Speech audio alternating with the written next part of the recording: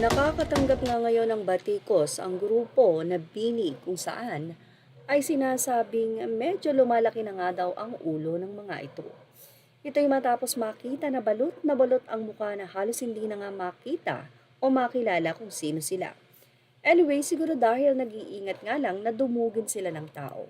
Kaya nga lang, naikumpara sila ng isang Facebook page ang OFW Joint Force kung saan makikita na daig pa daw ng bini ang nasabing prinsesa ng Cambodia na walang kabalot-balot ang mukha pero ito ay sikat na sikat sa kanilang lugar. Ito nga ang ibinahagi ng Facebook page na OFW Joint Force kung saan makikita ang prinsesa ng Cambodia sa isang event.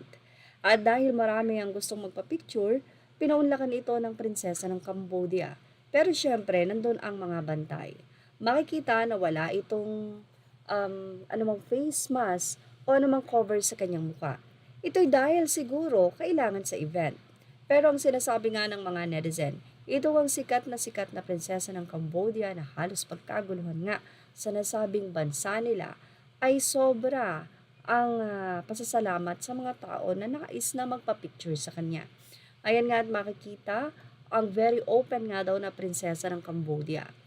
So, dito makikita nyo ibig sabihin na wala itong anumang yabang sa ulo.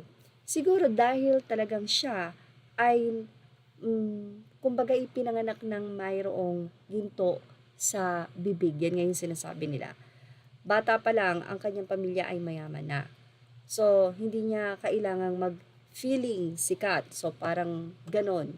Kaya naman, makikita nyo rin sa kanya na talagang mabait na bata at alam niya kung paano ma-approach ang mga bata.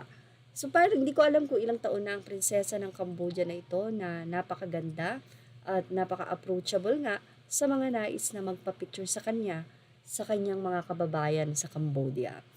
So ayan, makikita nyo nga po ang kanyang pagkaway at ang pagngiti. Dahil parang hindi niya ma-accommodate lahat, mapagbigyan na magpa-picture sa kanya, ay ngiti at kaway na nga lang ang ibinibigay ng nasabing magandang prinsesa ng Cambodia. Well, ito nga yung inihambing ng OFW o mga Pinoy sa sarili nating sikat na grupo ng mga girls. Ito ay ang tinatawag na BINI.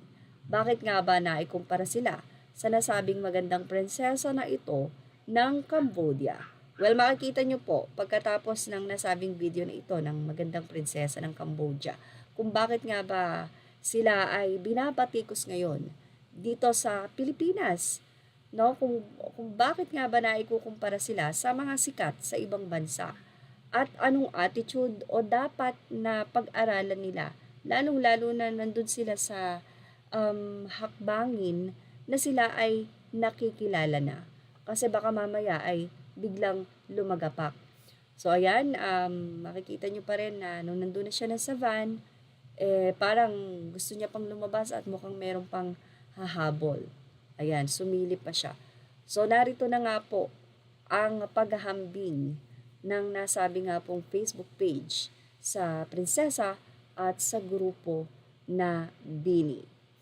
Dito ay makikita nyo na habang bumababa sa escalator, hindi ko alam kung saan sila pupunta. Pero ayan, ang grupo ng BINI, sila yung mga nakatakip, nakasombrero at talagang hindi makikilala ang muka. So sabi nga doon sa caption, hindi natin sila bati. So ilang mga netizen ang nag-comment dito. Sabi nila, "Hi, punta ka dito, ordinaryo lang kayo dito. May mas sikat pa sa inyo na nagpunta dito sa UAE. Hindi nagtatakip. Kumaway pa eh. Ayaw nyo nga makilala, diba? Kaya wag nang kumaway, nakatago nga ang mga mukha nyo." Ano ba ang BINI at sino sila? Say naman ng isang netizen. Sinong isa yung kumanta ng Mirror Mirror? Sabi naman ng isa, maintindihan ko kung Korea at China kasi ang purpose nila is privacy at restriction to avoid issues at forever ban. Konting issue sa kanila is cancel kaagad ang mga tapings. Kahit pa yung mga ready to air na drama, cancel din kaagad.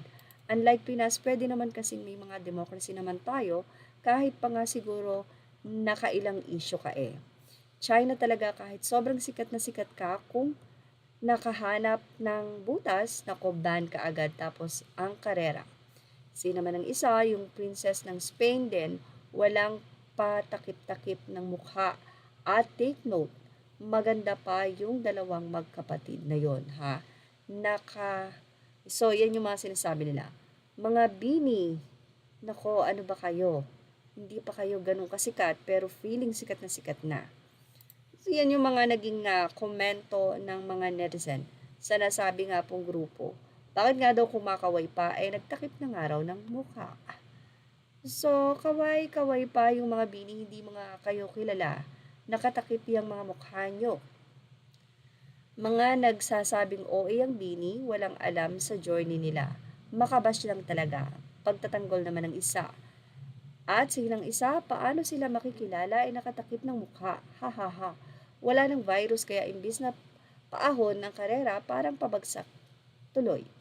Anyway, kung talagang makakasalubong mo sila at hindi mo tititigan yung mga mukha nila, talagang hindi mo makikilala. May point yung isang netizen. Paano nga naman sila makikilala kung nakatakip ang kanilang mukha? So yan ang ating Showbiz Snap update. Images are all credit to the rightful owners. Thank you for watching Showbiz Snap.